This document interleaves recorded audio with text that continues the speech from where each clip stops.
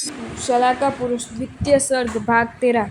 उस समय 11 और 12वें देवलोक के अच्युत नामक इंद्र ने स्नान कराने का द्रव्य लाने के लिए अभियोहिक देवताओं को आदेश दिया। वे ईशान दिशा की ओर जाकर ऊंचे प्रकार का वैक्रिय समुद्र कर चांदी का, रत्न का, सोना और चांदी का, सोना और रत्न का, चांदी और रत्न का, सोना, चांदी और रत्न का और मिट्टी के प्रत्येक प्रकार के 1008 अर्थात समस्त प्रकार के 8064 कलश तैयार किए। साथ ही इतने ही संख्या में आरिया, दर्पण, छोटी छोटी कटोरियाँ, डिब्बे, रत्न, करंडिका और फूलदानियाँ उसी समय तैयार की। ऐसा लगा मानो ये सभी वस्तुएं भंडार में रखी हुई थी, केवल बाहर निकालना पड़ा है। वे स्फुरित भरे देव कलशों को लिए इस प्रकार क्षीर समुद्र गए, जिस प्रकार रमणीय जल भर कर लाने के लिए सरोवर तट पर जाती है, मानो वे मंगल शब्द कर रहे हो। इस प्रकार के बुद्ध शब्दकारी कलशों को शिरोरधक से पूर्ण किया। उन लोगों ने पुंडरीक, पद्म, कुमुद, उत्पल, सहस्त्रपत्र, शतपत्र जाति के कमल भी तोड़े। वहां से वे पुष्कर व समुद्र भी गए। यात्रीगण जिस भांति द्वीपों से द्रव्य संग्रह करते हैं, उसी प्रकार उन्होंने वहां से नील कमल आदि ग्रहण किए। भरत व ऐरावत क्षेत्र के मगध आदि तीर्थों के जल भी उन्होंने लिए। संतप्त पथिक की तरह गंगादि नदी और पद्मादि द्रव से उन्होंने मिट्टी, जल और कमल लिए। समस्त कुल पर्वत से, समस्त वैताड़ीय पर्वत से, समस्त विजय से, समस्त मध्यवर्ती पर्वतों से, देवकुरु और उत्तर कुरु से, सुमेरु पर्वत की परिधि में स्थित भद्रशाल, नंदन, सोमनाथ और पांडुक वन से और इसी भांति मलय, दुर्धर आदि पर्वतों से श्रेष्ठ श्रेष्ठ औषधि, गंध, पुष्प और सरसों उन लोगों ने ग्रहण की। वैद्य जिस प्रकार औषधि एकत्र करता है, गंधी सुगंधित पदार्थ, उसी प्रकार देवताओं ने सभी वस्तुएं एकत्र की। तदुपरांत सादर सब वस्तुओं के लिए वे इतनी द्रुत गति से स्वामी के निकट आए मानो वे अच्युतेंद्र के मन के साथ साथ स्पर्धा कर रहे हैं।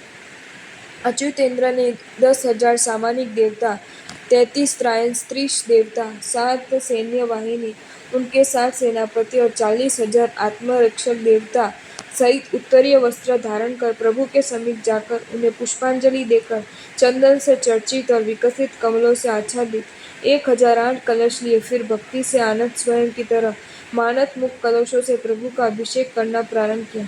यद्यपि वह जल पवित्र था, फिर भी स्वर्ण अलंकारों में मणि जिस प्रकार अधिक प्रकाशित होती है, उसी प्रकार प्रभु के संपर्क से जल और भी पवित्र हो गया। जलधारा की ध्वनि से कलश से शब्द बाहर निकल रहे थे। लगता था मानो वे स्नात्र विधि का मंत्र पाठ कर रहे हैं। कुंभ से गिरते जल का प्रवाह प्रभु की लावण्य सरिता में मिलकर त्रिवेणी संगम को प्रकाशित कर रहा था। प्रभु के सुवर्ण और गोरे वर्ण में प्रसारित वह जल स्वर्णमय हेमवंत पर्वत के कमल खंड में प्रसारित गंगा जल की तरह शोभा पा रहा था। समस्त शरीर में फैले उस मनोहर निर्मल जल के कारण प्रभु ने वस्त्र धारण कर रखा हो ऐसा लग रहे थे। वहाँ भक्ति भाव से आकुल देवताओं में से कोई छत्र धारण कर रहे थे, कोई चंचल डुला रहे थे, कोई धूपदान लिए खड़े थे, कोई चव्वड़ डुला रहे थे, कोई पुष्पगंध ग्रहण कर रहे थे, कोई जय जय शब्द कह रहे थे, कोई हाथ में दंड लिए तूर्य बजा रहे थे, कोई शंख बजा रहे थे, इससे उनके गले और मुख फूल उठे थे, कोई कांस्य भांभा बजा रहे थे, कोई अखंडित रत्नदंड के झालर बजा रहे, कोई डमरू बजा रहे थे, कोई डिंडिम पीट रहे थे, कोई नर्तकी की तरह ताल सुर सहित उच्च कोटि का नृत्य कर रहे थे, कोई विट, धूर्त और चेट भांड की तरह हंसाने के लिए विचित्र प्रकार की चेष्टा कर रहे थे, कोई व्यवस्थित रूप से गायक की भांति गीत गा रहे थे, कोई ग्वाले की तरह चिल्लाकर गा रहे थे, कोई 32 पात्रों के नाटक का अभिनय दिखा रहे थे, कोई गिर रहे थे, कोई कूद रहे थे, कोई रत्ना वर्षा कर रहे थे, कोई स्वर्ण वृष्टि कर रहे थे, कोई अलंकार वर्षा रहे थे, कोई कपूर, चंदन इत्यादि के चूर्ण उपनिषुप कर रहे थे, कोई माल्य, फल, फूल बरसा रहे थे, कोई चतुरता पूर्वक चल रहे थे, कोई सिंहनाद कर रहे थे, कोई अश्व की तरह हिनहिना रहे थे, कोई हस्ती की तरह चिंगाड़ रहे थे, कोई रथ चक्र की ध्वनि कर रहे थे, कोई तीन नाद ह्रस्व, दीर्घ और लुप्त कर रहे थे, कोई पाद प्रहार से मंद्राचल को किंपित कर रहे थे, कोई चपटा घात से पृथ्वी को चूर्ण कर रहे थे, कोई आनंद के आधिक्य में बार बार कोलाहल कर रहे थे, कोई मंडल तैयार कर रास कर रहे थे, कोई अग्नि में जल रहे हो ऐसा विभ्रम पैदा कर रहे थे, कोई कौतुक से शब्द कह रहे थे, कोई मेघ की तरह खूब जोर से गरज रहे थे, कोई विद्युत की तरह चमक रहे थे। इस प्रकार देवगण सानंद अनेक प्रकार से खेल खेल रहे थे। उसी समय अच्युतेंद्र ने आनंद पूर्वक भगवान का अभिषेक किया। निष्कपट भक्ति संपन्न इंद्र ने मस्तक और मुकुट की तरह दोनों हाथों से अंजलि कर जोर जोर से जय जय शब्द उच्चारण किया। फिर चतुर संवाहक की तरह सुख स्पर्श हाथों से देवदूषीय वस्त्र द्वारा प्रभु का शरीर पहुंचा। नट जिस प्रकार नाटक करता है उसी भांति वे देवताओं को लेकर प्रभु के सामने अभिनय करने लगे। तदुपरांत ताराणाच्युत कल्प के इंद्र से गोशीष चंदन के रस से प्रभु का विलेपन किया। दिव्य और भूमि से उद्भूत पुष्पों से प्रभु की पूजा की।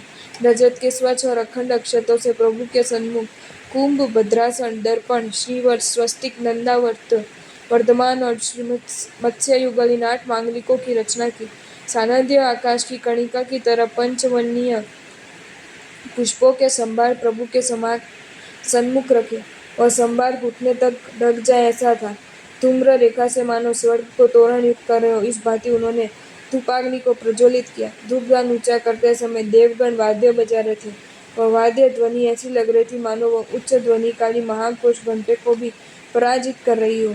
फिर ज्योतिर्मंडली की लक्ष्मी का अनुसरण करने वाली और उच्च शिक्षा मंडल युक्त आरती कर 7-8 कदम पीछे हटकर प्रणाम कर मंडल युक्त रोमांचित शरीर से अच्युतेंद्र ने इस भाव से स्तुति की।